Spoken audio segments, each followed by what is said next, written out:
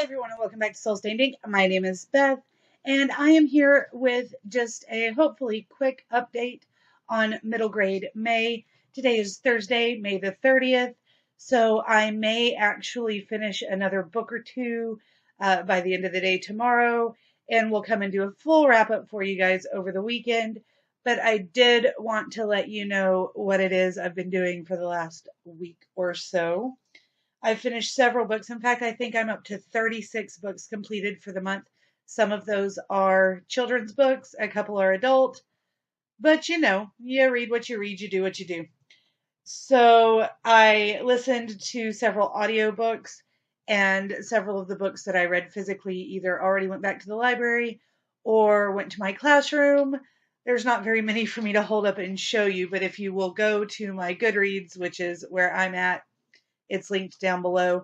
You can see all the things because I cannot do a picture-in-picture with my editing software. I listened to Pip Bartlett's Guide to Unicorn Training. This is by Jackson Pearce and Maggie Stiefvater, and it is the second in the Pip Bartlett series. I very much enjoyed it. I gave it 4 out of 5 stars. Then I both read and listened to the audio for Out of the Dust by Karen Hess. That book has already gone to my classroom because I will be reading it with my 6th graders next year. So I've already taken it to my new room, but I gave that 4 out of 5 stars as well. It could have been stronger in some things, but there are a lot of mentions of towns and rivers and things that are in our area, and the kids are going to love it. It's very full of strife, but it's written in verse and it talks about Oklahoma history, which I think will be helpful. Next, I listened to the audio for Pip Bartlett's Guide to Sea Monsters by Jackson Pearce and Maggie Stiefvater, book 3 in the Pip Bartlett series, and I gave it a 4 out of 5 as well. I really loved it. Pip Bartlett is the main character of these books, obviously, and she lives in a world much like ours, except that there are also magical creatures that are well known. People have some as pets. Her aunt is a magical creature veterinarian, and Pip wants to be as well. The only difference is Pip seems to be the only human being capable of talking to all these magical creatures. And she gets up to some stuff. And it's great, wonderful, fabulous, amazing. And you should definitely check it out. All right, next we finished Mary Poppins by P.L. Travers. We listened to the audiobook for that. Elena has already put up a review for you guys. She talked about Anne of Green Gables and Mary Poppins. And then I listened to several Nate the Great stories. And my dear sweet daughter, she said Nate the Great is stupid. He's not a very good detective. She had stuff figured out way quicker than he did.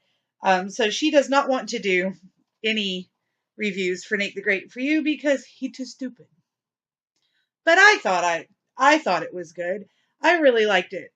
For younger ages, obviously not if your 6-year-old thinks she's Nancy Drew, but if you've got a 4, 5, 6-year-old who likes mysteries but is not Nancy Drew, I would go for it. I listened to Nate the Great and then the collected stories, so I actually listened to about 8 more Nate the Great books than I did separately because they're so short. I didn't feel like it was necessary for me to rate all of them, but I listened to Nate the Great, the collected stories, book 2, and then all the Nate the Greats that would have been from the collected stories, book 1, except I didn't find it till after I had already rated all the rest of them. So that's 1, 2, 3, 4. I think 4 or 5 Nate the Greats I did separately. All except Nate the Great and the Monster Mess got 4 out of 5. Oh no, Nate the Great and the Halloween Hunt and Nate the Great and the Monster Mess and Nate the Great Goes Undercover got 3 out of 5. And then Nate the Great Collected Stories Book 2 got 4 out of 5 stars. They were cute, but again, they're little kid mysteries, and some of them just don't make a lot of sense logically for how he came up with stuff. All right, then I completed Sprinkles Before Sweethearts by Coco Simon. This is Sprinkle Sundays, book 5. I gave it 3 out of 5 stars. It was cute, but it's all about how one of the Sprinkle sisters, Tomiko, how she just does not get why everybody has a crush. And through the whole thing, she's talking about how, crushes don't make sense, and, nothing about this whole love thing makes sense, and she doesn't want any of it. The only problem is, through the entire book, I was reading it going, but you have a crush on that guy. You may not realize it, but you like that guy, and he likes you.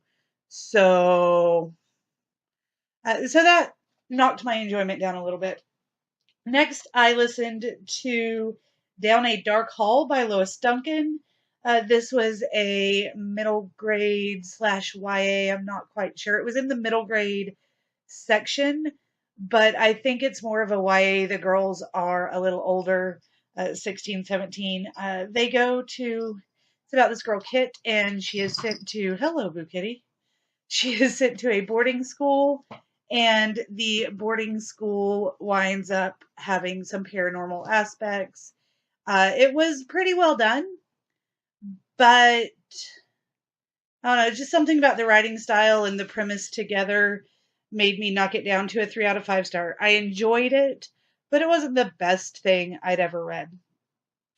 It was still a high 3 out of 5, though. Next, I read The Invention of Hugo Cabret by Brian Selznick. Now, I listened to this on audiobook. I usually read it. This is the third or fourth time I've read it. And usually we read it in physical form, but it was checked out of the library, so I listened to the audio. And it was a really, really good audiobook. I wish I remembered who did the audio, but I'm too lazy to go check it right now. It's on Scribd. Check it out. Next, I listened to The New Adventures of Sherlock Holmes by Martin H. Greenberg, Carolyn Russell-Hua, and Lauren D. Eiselman. They are editors and contributors to these new adventures. Basically, it is a collection of original stories by 16 top mystery writers as a tribute to Arthur Conan Doyle and Sherlock Holmes. I listened to the audiobook, and the audiobook is amazing because it's actually like an old-time radio show. It's really well done. Really enjoyed it. Gave it a low 3 out of 5 because it's not Arthur Conan Doyle. It's not really Sherlock. But it was pretty good. Next is a book that I completed that I actually still have to hold up for you because we haven't been back to the library yet. That is Inkling by Kenneth Upwell. This is a novel that also includes graphic novel content, and it is absolutely fabulous. This is the story of a little boy who I think is named Ethan. Yes, this little boy named Ethan. Ethan is the son of a graphic novelist who is very famous. The only problem is Ethan's mother passed away a couple of years ago, and his dad has not had anything new that he's been able to write. Ethan has a sister named Sarah who has Down syndrome and something else, I believe. However, the main character is not Ethan. The main character is not Sarah. The main character is not the dad or even Rickman the cat. The main character is this little dude right here, Inkling. Inkling is a big bunch of ink that pulled itself out of Dad's sketchbook one night and somehow becomes the pet dog Sarah always wanted, somehow becomes Ethan's best friend, somehow helps them come back together as a family, and even gets away from the cat. So this is absolutely beautiful. I gave it a 4 out of 5 stars. I teared up a little at the end. There is a lot of awesome artwork. There is a lot of heartfelt grieving process, both from the kids and the dad, and also from Inkling. And there are some twists and a couple of little sinister things, and I definitely suggest that you check that out. I've been talking a lot, guys. I am so sorry. All right, we're almost done though. Next, we read Nobody Hugs a Cactus by Carter Goodrich. And this is super cute because it's all about this cactus who is super cranky and doesn't want to talk to anybody and doesn't want any hugs. And then all of a sudden, Rosie, who is his friend, who is a tumbleweed, helps him and he gives her a hug and they get stuck together, but he doesn't care. Whoop, dropped you. All right, next we read Pete the Cat and the Bedtime Blues, which I did not grab. Pete the Cat and the Bedtime Blues is all about Pete the Cat and his friends who have a sleepover and nobody wants to go to sleep except Pete, who's trying to get all his friends to go to sleep because he's tired, which is kind of my life. I gave that a 4 out of 5. We gave Nobody Hugs a Cactus a 4 out of 5 as well. Then I had 2 graphic novels that, again, have already gone to my classroom because they are classic graphics. I read Mutiny on Board the HMS Bounty and Crime and Punishment, a graphic novel. Both of those have gone onto my classroom, like I said, but I gave them both 3 out of 5. I enjoyed them. They've got the basics of the original story, but they're from the 70s, so the artwork's kind of bland and, it is what it is. Next, I listened to the audiobook for Dr. Maniac vs. Robbie Schwartz by R.L. Stine. This is a Goosebumps in Horrorland book. I think it's the 3rd in that series.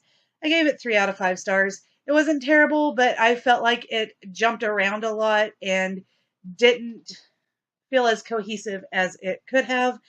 That could have been because I was listening to the audiobook, but the narrator did a really good job, so there you have it. Next, Elena read to me Fly Guy presents Firefighters. This is about a 2nd grade level reader, and she loves Fly Guy. And this is a nonfiction all about firefighters. We discovered lots of things like ladders on top of the fire truck are about 100 feet or 5 giraffes tall, and firefighters wear 50-pound gear, which is how much Elena weighs. So they put on clothes over their clothes that weigh as much as Elena weighs. We thought that was pretty cool. And we gave that a 4 out of 5. And then we read Where Teddy Bears Come From by Mark Burgess and Russell Ido. I don't have this on my Goodreads yet, but it's super cute. It's about the little wolf who has problems sleeping at night because he thinks he needs a teddy bear of his own. And so he goes through the forest one day trying to discover where teddy bears come from. And we gave that a 4 out of 5 stars. Absolutely lovely. It is a story that includes Santa Claus, which I did not know when we got it in May. But it is super cute anyway. So those are the books that I have completed for this last week and a half or so of middle grade May. If I finish anything else, I'll let you know. And like I said, I'll do a full wrap up soon. Hopefully it won't be 15 minutes long like this one is. Sorry, guys. I hope you guys have been reading some great books. I'd love to hear from you. Come chat at me down in the comment section below. Link up any of your middle grade May videos, and I'll talk to you again soon. Bye.